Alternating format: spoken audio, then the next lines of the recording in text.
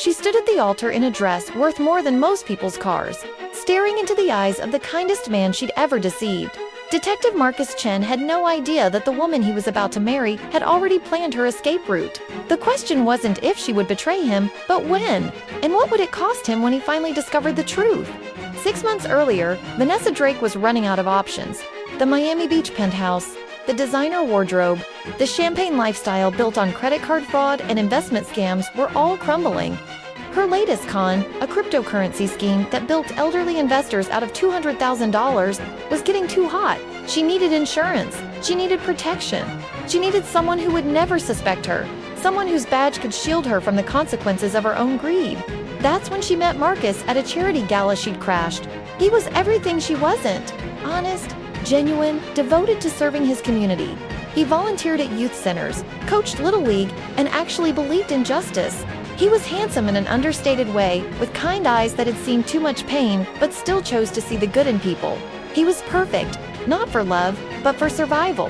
Vanessa assessed him the way a predator sizes up prey. Within 20 minutes of conversation, she had mapped out his vulnerabilities, his loneliness after a difficult divorce, his desire to trust again, his need to believe in second chances. She became exactly what he needed. Their courtship was a masterclass in manipulation. Vanessa crafted a persona of a struggling small business consultant trying to make ethical choices in a corrupt world. She mirrored his values, laughed at his stories, and pretended to be impressed by his dedication to justice. She even shed real tears when he told her about the victims he couldn't save. The tears were real because she was thinking about the prison sentence she was avoiding. Marcus fell hard, proposing after just 4 months. On the night he asked her to marry him, Vanessa calculated that a detective's wife would be the last person anyone would suspect in her ongoing schemes. She said yes and kissed him, already planning her next con. The wedding was small, intimate, and Marcus looked at her like she hung the moon. As they exchanged vows, Vanessa felt something unexpected, a tiny flicker of guilt, but she crushed it immediately. Guilt was a luxury she couldn't afford. She had crimes to commit and a naive husband to use as her unwitting shield. Now here's where I need your perspective. Would you marry someone just to use them as protection? Could you look someone in the eyes every day knowing you're living a complete lie? Drop your thoughts in the comments below, and if you're curious to see how deep this deception goes, hit that subscribe button because this story is just getting started. The first 3 months of marriage were easier than Vanessa expected. Marcus left for work early and came home late, exhausted from investigating actual criminals while sleeping next to one every night.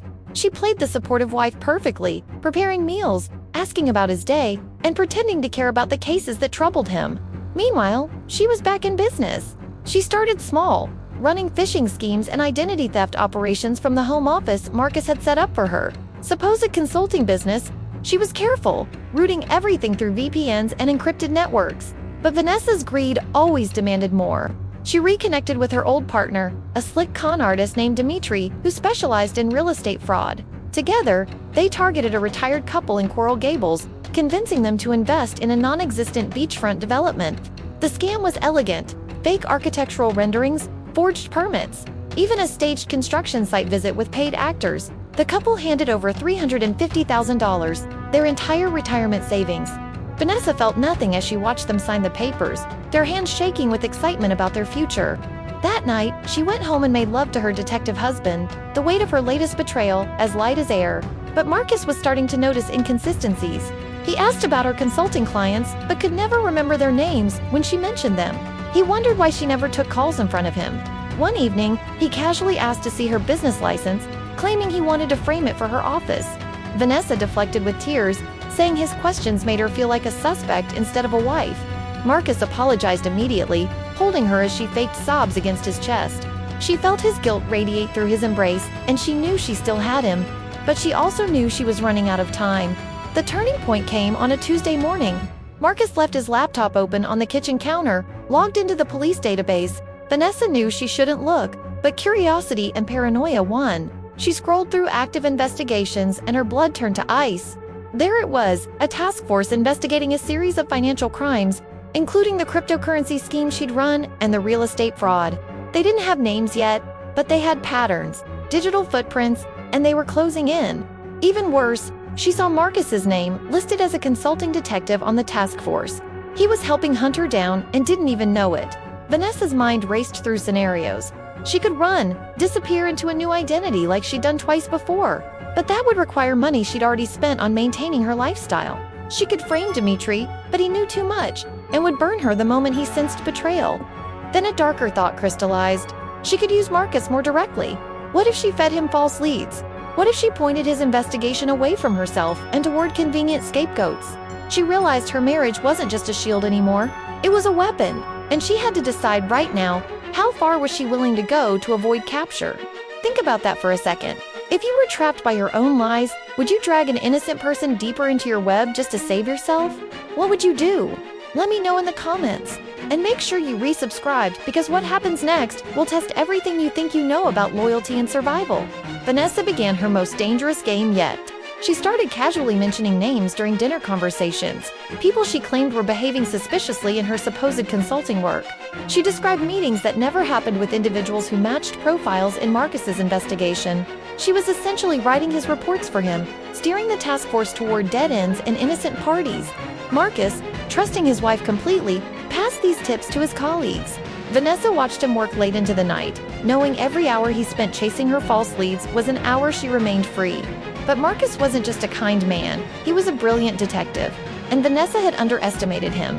He noticed that every lead his wife provided went nowhere. He noticed that the suspects she described always had airtight alibis, and he noticed that some of the financial transfers in the investigation matched deposits into an account under a corporate name suspiciously similar to his wife's maiden name. Marcus started building a second investigation, one he kept completely secret. He installed monitoring software on their shared computer. He checked her phone records. He followed her one afternoon when she said she was meeting a client. She met Dmitri at a hotel bar, and Marcus photographed them, exchanging documents that clearly weren't legitimate business contracts. The night everything shattered started like any other. Vanessa was planning another con, this time targeting a wealthy widow interested in investing in medical supply companies. Marcus came home early, and his face carried an expression she'd never seen before: cold, analytical, devastated. He placed a folder on the kitchen table between them, containing everything. Bank records, encrypted communications he'd decrypted, statements from victims, photographs of her with Dmitri, and a timeline that showed how every false lead she'd planted had delayed justice for real victims. Marcus spoke quietly, his voice breaking. He told her he'd known for 3 weeks. He'd been gathering evidence, hoping against hope he was wrong, praying there was some explanation that would preserve the woman he loved, but there wasn't. Vanessa was exactly what the evidence said she was, a con artist who demarried him as part of a scheme. He asked her one question: was any of it real? Did she ever feel anything for him, even for a moment? Vanessa could have lied, that's what she'd always done. But looking at Marcus, at the genuine pain in his eyes, at this good man she'd used and betrayed, something inside her cracked. She told him the truth, all of it. The cryptocurrency scam, the real estate fraud, the widows and retirees she'd stolen from without a second thought. And yes, the marriage had been a con from the beginning. She'd chosen him specifically because his position could protect her. She watched his face as she spoke, watched hope die in his eyes, and felt something she hadn't felt in years: shame. Marcus stood up slowly. He told her he should arrest her right now, that it was his duty. But then he said something that destroyed her. He still loved her, even knowing what she was, and that made him feel like a fool. He gave her 2 choices. She could turn herself in, cooperate with the investigation, and he would testify to her cooperation, or she could run, and he would hunt her down personally and make sure she faced the full weight of the law. He gave her 24 hours to decide. Then he walked out of the house they'd shared, leaving Vanessa alone with her choices. That night, Vanessa packed a bag 3 different times. She had money in offshore accounts, fake passports, and a decade of experience disappearing. But every time she reached the door, she thought about Marcus's face, about the victims whose lives she'd ruined, about who she'd become. For the first time in her adult life, she felt the full weight of her actions. She thought about the elderly couple in Coral Gables who'd lost their retirement, the cryptocurrency victims who'd lost their children's college funds, and Marcus, who'd lost his faith and love because of her manipulation. When Marcus returned exactly 24 hours later, he found Vanessa sitting at the kitchen table, surrounded by documents. She'd compiled everything, every scam, every victim, every account where she'd hidden money. She told him she would turn herself in and testify against Dmitri and every other criminal she'd worked with. She wouldn't ask for leniency or mercy, but she wanted to know if there was any way, after she served whatever sentence she deserved, that he might consider forgiving her. Not taking her back, she knew that was impossible, but just forgiveness, so she could live with what she'd done. Marcus looked at the woman he'd married, really seeing her for the first time.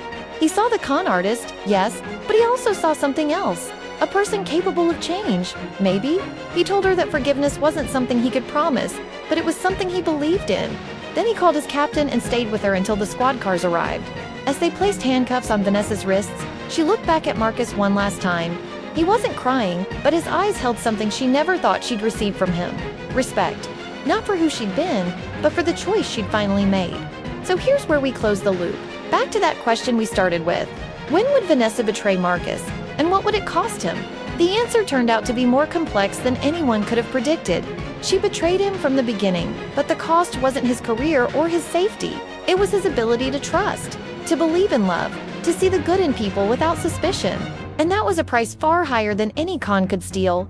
Vanessa served 8 years in federal prison. She cooperated fully with prosecutors, and her testimony helped convict 17 other criminals, including Dimitri.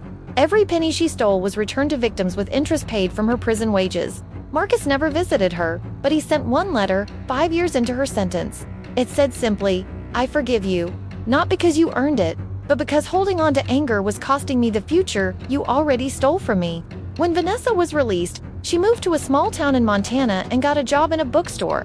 She lived simply, modestly, and spent her weekends volunteering at a financial literacy nonprofit, teaching seniors how to spot scams. She never married again. Some people who knew her story said she'd changed because of prison. But Vanessa knew the truth. She'd changed because one good man had given her a choice, and for the first time in her life, she'd chosen to be someone worth forgiving. Love had been a lie, but the breakup, the consequences, and the hard-earned redemption, those had been devastatingly real. Thank you so much for watching this journey with me. What did you think of Vanessa's story? Could someone who's lived a life of lies truly change? Or are some betrayals too deep to overcome? Drop your thoughts in the comments. I'd love to hear your perspective. If you enjoyed this story, please hit that like button, and don't forget to subscribe for more dramatic tales of love, lies, and the complicated path to redemption. Until next time, remember, the truth might hurt, but it's the only foundation strong enough to build a real life on